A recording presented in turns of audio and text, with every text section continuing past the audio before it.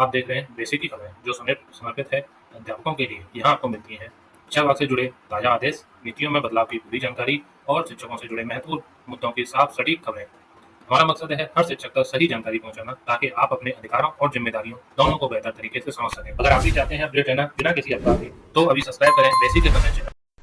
साथियों, आज की वीडियो में हम बात करेंगे विद्यालय प्रबंधन समिति बैठक 2 अक्टूबर 2025 के बारे में। इसका बैठक का एजेंडा और बैठक का कार्यक्रम जारी कर दिया गया है।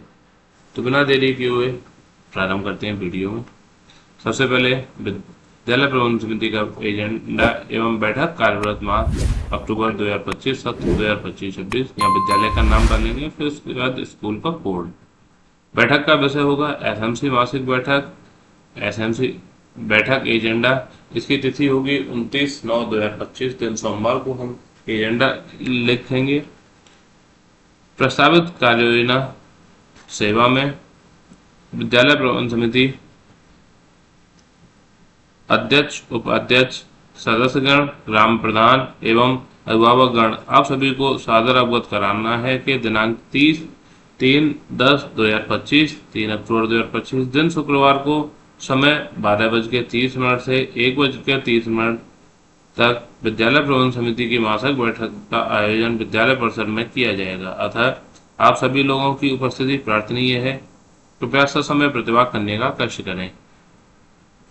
पहले हमारा 12 बजे से 1 बजे तक का जो टाइम, 11 से 12 बजे का टाइम होता था हर बार मीटिंग का, इस बार 12:30 से 1:30 बजे है, क्योंकि आप लोग सब लोगों को पता होगा कि 1 अक्टूबर से विद्यालयों का समय बदल जाता है, 9 बजे से 3 बजे तक हो जाता है। इस वजह से यहाँ पर समय आपका 12:30 से 1:30 बजे तक का रखा गया है। सूचना का माध्यम होगा मोबाइल द्वारा, बच्चों द्वारा, रसोइया द्वारा या स्वयं के संपर्क द्वारा भी आप बता सकते हैं। बैठक के प्रमुख बिंदु होंगे नवोदय विद्यालय प्रवेश परीक्षा पर चर्चा, विद्याज्ञान प्रवेश आवेदन पर चर्चा, संचारी रोग नियंत्रण 5 से 31 अक्टूबर 2025 के, कंपोजिट ब्रांड के उपयोग पर चर्चा, इको क्लब के गठन के संबंध में चर्चा, स्वच्छता पखवाड़ा मनाए जाने के संबंध में चर्चा, ऑपरेशन कायाकल्प के अंतर्गत मूलभूत व्यवस्थापना सुविधाओं की जानकारी पर चर्चा, डीबीटी पर चर्चा, विद्यालय की रंगाई पुताई और पेंटिंग के कार्य पर चर्चा और अन्य बिंदुओं। अब बात करते हैं कार्यक्रम के विस्तृत कार्यव्रत के बारे में। बैठक में अभिभावकों के बैठने हेतु कुर्सियों की व्यवस्था विद्यालय स्तर से सुनिश्चित की गई। बैठक में विद्यालय के समस्त अध्यापकों की उपस्थिति सुनिश्चित की गई। बैठक में उपस्थित प्रतिभागियों का नाम, पता एवं मोबाइल नंबर बैठक पंजिका में अंकित किया गया। बैठक में चर्चा के दौरान दो तरफा संचार, टू वे कम्युनिकेशन अर्थात अभिभावकों को भी अपना मत रखने का अवसर प्रदान किया गया। बैठक का कार्यव्रत महानिदेशक स्कूल शिक्षा के आदेश के क्रम में आज दिनांक 3 अक्टूबर 2025 दिन शुक्रवार को विद्यालय परिसर में विद्यालय प्रबंधन समिति के अध्यक्ष, यहाँ पे अध्यक्ष जो भी हमारे होंगे श्री या श्रीमती, उनका नाम की अध्यक्षता में विद्यालय प्रबंधन समिति की बैठक आहूत की गई। नियम के अनुसार बैठक का कोरम पूरा है। आज की बैठक में पूर्व बैठक की समीक्षा की गई एवं एजेंडा पढ़कर सुनाया गया तथा विद्यालय में निम्न एजेंडा बिंदुओं पर विस्तृत रूप से चर्चा की गई। सबसे पहला है हमारा नवोदय विद्यालय प्रवेश परीक्षा पर चर्चा। जैसा कि साथियों हर साल नवोदय विद्यालय के लिए प्रवेश परीक्षा आयोजित की जाती है। इसी क्रम में शैक्षणिक सत्र 2026-27 के लिए जवाहर नवोदय विद्यालय में कक्षा 6 के लिए प्रवेश परीक्षा 13 दिसंबर 2025 को 11:30 बजे से 1:30 बजे तक आयोजित की जाएगी। परीक्षा में दिव्यांग बच्चों के लिए अतिरिक्त 40 मिनट का समय दिया जाता है। जिन बच्चों ने आवेदन किया वह समस्त अभिभावक प्रवेश परीक्षा से संबंधित पुस्तकें आदि उपलब्ध करा दें, ताकि विद्यालय में उनको परीक्षा की तैयारी कराई जा सके। विद्याज्ञान प्रवेश परीक्षा पर चर्चा। शैक्षणिक सत्र 2026-27 के लिए विद्याज्ञान प्रवेश परीक्षा के लिए ऑनलाइन पंजीकरण 25 अक्टूबर तक खुला हुआ है। कक्षा 6 में प्रवेश के लिए ऑनलाइन पंजीकरण अतिशीघ्र करा दें। यह एक निःशुल्क आवासीय शिक्षा कार्यक्रम के लिए प्रवेश परीक्षा है। संचारी रोग नियंत्रण 5 अक्टूबर से 31 अक्टूबर तक हमारा मनाया जाएगा, उसके बारे में चर्चा। मुख्य सचिव उत्तर प्रदेश, आदेश संख्या यह दिनांक 16 सितंबर 2025 के द्वारा वेक्टर जनित रोगों, संचारी रोगों एवं दिमागी बुखार पर प्रभावी नियंत्रण तथा इनका त्वरित एवं सही उपचार सरकार की सर्वोच्च प्राथमिकताओं में से एक है। वर्ष 2025 में माह अप्रैल तथा जुलाई में विशेष संचारी रोग नियंत्रण एवं दस्तक अभियानों का आयोजन सभी जनपदों में हो चुका है। इन अभियानों के वर्ष 2025 के तृतीय चरण की गतिविधियां विस्तृत कार्ययोजना बनाकर माह अक्टूबर 2025 में संपादित की जाएंगी। संचारी रोग नियंत्रण अभियान दिनांक 5 अक्टूबर से 31 अक्टूबर तथा दस्तक अभियान 11 अक्टूबर से 31 अक्टूबर 2025 के सफल क्रियान्वयन हेतु कार्ययोजना से संबंधित सामान्य दिशा निर्देश, जनपदों हेतु गतिविधियों की समय सारणी, बैठक, प्रशिक्षण समय सारणी तथा अन्य महत्वपूर्ण तिथियां, विभिन्न विभागों के कार्यों एवं दायित्वों का निर्धारण तथा दिशा निर्देश, समस्त जनपदों में दस्तक अभियान हेतु दिशा निर्देश, उत्तरदायित्वों का निर्माण। बिंदु 6 में उल्लेखित शिक्षा विभाग की एवं उत्तरदायित्व निर्धारण के अनुक्रम में चिन्हित गतिविधियां निम्नवत हैं। स्कूलों में अध्यापकों द्वारा अभिभावकों को इस बात के लिए प्रेरित किया जाएगा कि यूनिफॉर्म हेतु उपलब्ध कराई गई धनराशि से पूरी बाजू की कमीज तथा फुल लेंथ की पैंट ही यूनिफॉर्म के रूप में बच्चों को उपलब्ध कराई जाए। शिक्षकों द्वारा अभिभावकों का दिमागी बुखार एवं अन्य वेक्टर जनित रोगों, जल जनित रोगों से बचाव, रोकथाम एवं उपचार हेतु संवेदीकरण किया जाए। विशेषकर सुरक्षित पीने का पानी, शौचालय का प्रयोग, खुले में शौच के नुकसान पर जोर दें। हर बुखार खतरनाक हो सकता है। बुखार के क्या कारण है, बुखार होने पर क्या करें, क्या न करें, विषय में जागरूक करें। क्लोरीनेशन, डेमो पेयजल को उबालना, साबुन से हाथ धोना, शौचालय का प्रयोग इत्यादि के विषय में छात्र एवं अभिभावकों को जागरूक करना।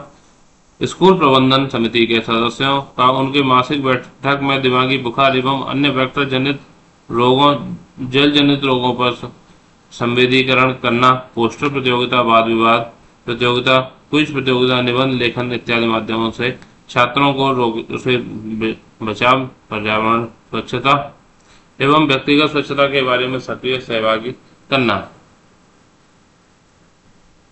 अध्यापकों द्वारा अभिभावकों को इस बात के लिए प्रेरित किया जाए कि यूनिफॉर्म हेतु उपलब्ध कराई गई धनराशि से पूरी बाजू की कमीज एवं फुल लेंथ की पैंट ही यूनिफॉर्म के रूप में बच्चों को उपलब्ध कराई जाए। जो भी यूनिफॉर्म में खरीदी जा रही है उसमें फुल लेंथ की हमारी पूरी बाजू की शर्ट और नीचे तक फुल लेंथ की पैंट पहनाएं, जिससे कि बच्चों को मच्छर न काटें और कम से कम रोग फैलें।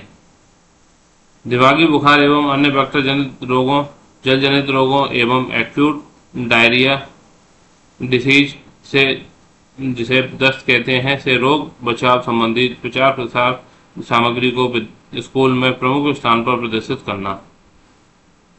तो हमें एसएमसी के जो भी सदस्य हैं हमारे, उन सभी को हमें बताना होगा कि जो भी हमारे बुखार है वो उसको हल्के में ना लें। कोई भी बुखार हानिकारक हो सकता है। किस तरीके से दिमागी बुखार की तरफ जाएंगे, या फिर हमें पानी को किस तरीके से साफ रखना है, जल से, प्रदूषित जल से होने वाली बीमारियों के बारे में बताना है, तो एक अच्छा खासा उनको डेमो देना होगा। कंपोजिट ग्रांट के उपभोग पर चर्चा।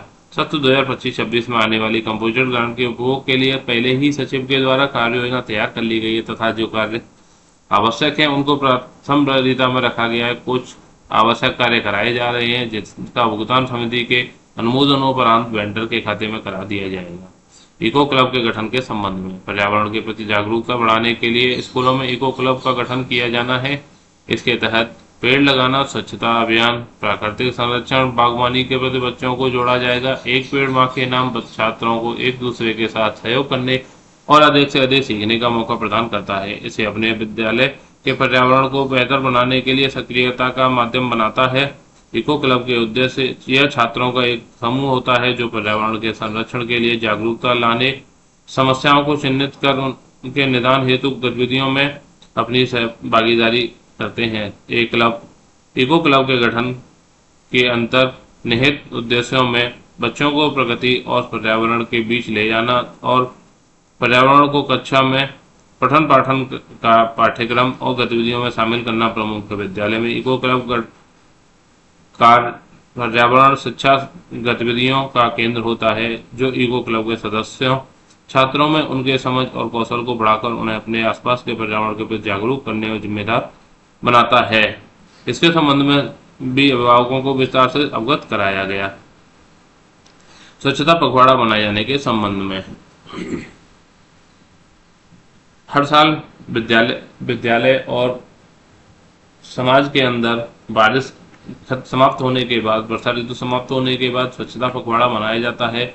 इस स्वच्छता पखवाड़ा में क्या क्या करना है, कैसे मनाया जाता है, इसके क्या उपयोग हैं, क्या इसके फायदे हैं, वो सारी चीज़ें अभिभावकों को विद्यालय प्रबंध समिति की बैठक के दौरान बताया जाएगा। विद्यालय के शिक्षकों और प्रशासन द्वारा निम्नलिखित गतिविधियां भी की जाए। सभी प्रकार की अपशिष्ट सामग्री जैसे स्वच्छता अपशिष्ट, प्रयुक्त तथा निपटाए गए मास्क, टूटा हुआ फर्नीचर, उपयोगी उपकरण, खराब वाहन आदि को विद्यालय शिक्षण संस्थानों के परिसर में नियमानुसार प्रक्रिया का पालन करते हुए पूरी तरह से हटा दिया जाए। विद्यालय में एकल उपयोग वाले प्लास्टिक के उपयोग पर प्रतिबंध लगाए जाए। छात्रों एवं शिक्षकों को स्थानीय प्रतिनिधि के सहयोग से परिवार के सदस्यों और समुदाय के नागरिकों को बीच स्वच्छता पखवाड़ा विषय पर प्रचार प्रसार किया जाए। ऑपरेशन कायाकल्प के अंतर्गत मूलभूत अवस्थापना सुविधाओं की जानकारी पर चर्चा। ऑपरेशन कायाकल्प के अंतर्गत मूलभूत अवस्थापना सुविधाओं की जानकारी कार्यक्रम विद्यालय को 19 बिंदुओं में से जो अवशेष कार्य पड़े उनको पंचायत स्तर से पूर्ण कराया जाए, जिससे छात्र छात्राओं का विद्यालय के प्रति रुचि बढ़ सके। डीबीटी पर चर्चा। डीबीटी का फुल फॉर्म होता है डायरेक्ट टू बेनिफिशियरी अकाउंट।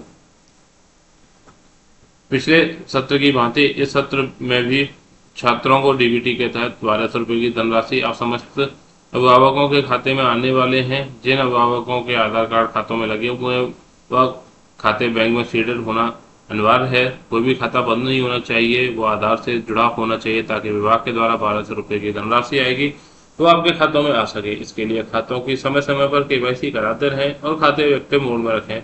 समस्त बच्चों के आधार के माध्यम से। इसके साथ ही कुछ अन्य बिंदुओं पर भी चर्चा की गई, जैसे विद्यालय की रंगाई पुताई और पेंटिंग के कार्य। वर्ष 2025-26 के लिए कंपोजिट ग्रांट 50% खाते में आ चुकी है। शेष धनराशि आते ही समिति के प्रस्ताव पास कर अनुमोदन उपरांत आवश्यक रंगाई पुताई पेंटिंग सहित अन्य आवश्यक कार्यों को कराया जाएगा। यह जानकारी सचिव के द्वारा आज की बैठक में की गई। चर्चा के अन्य बिंदु हैं हमारे निपुण भारत पर चर्चा, मीना मंच पर चर्चा, जन्म प्रमाण पत्र, आधार कार्ड बनवाने पर चर्चा, फाइल एरिया उन्मूलन पर चर्चा, बच्चों की उपस्थिति एवं ठहराव पर चर्चा, मिड डे मील में मेनू के अनुसार भोजन की समीक्षा आदि पर चर्चा की गई। इसके साथ ही बच्चों को उज्जवल भविष्य की कामनाओं के साथ आज की बैठक में उपस्थित हुए सभी बच्चों के माता पिता अभिभावकों को धन्यवाद ज्ञापित कर मां की अगली बैठक हेतु पुनः बैठक में उपस्थित रहने का आग्रह कर आज की बैठक कार्यवाही का समापन किया गया। धन्यवाद। तो साथियों, ये थी हमारी विद्यालय प्रबंधन समिति जिसे हम एसएमसी कहते हैं उसकी अक्टूबर 2025 की बैठक की पूरी एजेंडा और कार्यवत। उम्मीद करते हैं आपको वीडियो अच्छी लगी हो तो कृपया चैनल को सब्सक्राइब करके वीडियो को लाइक से और कमेंट करना ना भूलें। मिलते हैं फिर अन्य वीडियो में, तब तक के लिए धन्यवाद।